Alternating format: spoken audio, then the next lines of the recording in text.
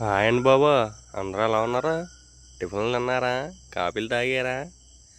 ఇప్పుడు ఏంటంటే ఈ వీడియో ఎందుకు తీస్తున్నానంటే వయ్యారి బామ్మ గురించి మీకు చెప్తామని.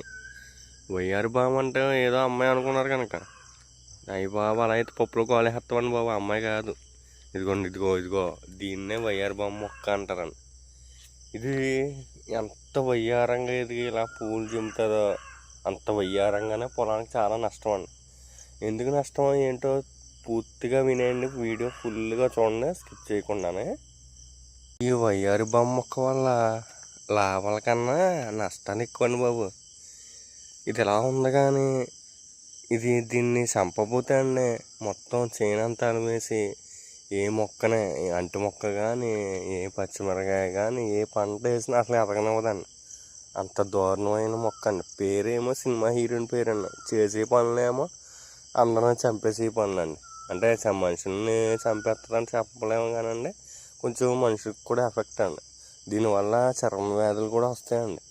మళ్ళీ దీనివల్ల మనకి శ్వాసకోశ ఇబ్బందులు కూడా వస్తాయంటండి ఈ మొక్క వల్ల. సో ఈ మొక్కనే జంతువులు కూడా తినవండి. ఆవులు కానీ గేదెలు కానీ మేకలు కానీ ఏమీ తినవు. కానీ దీన్ని నివారించాలంటే గడ్డి మందు కొట్టాల్సి వస్తుందండి.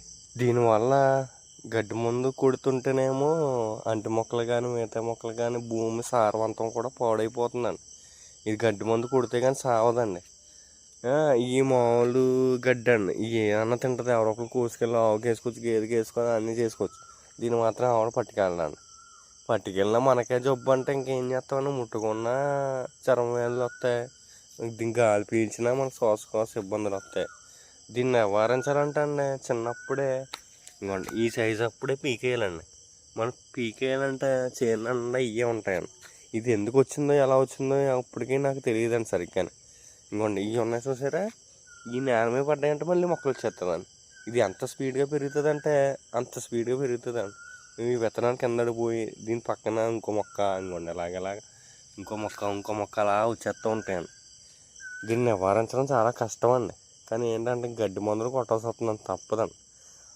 రైతులకి ఇది భారీ నష్టమే తీసుకొస్తుందండి ఈ వయ్యారి బొమ్మ మొక్క. పేరుకు తగ్గట్టు ఉందో లేదో కామెంట్ రూపంలో చెప్పండి ఈ మొక్క. Thank you.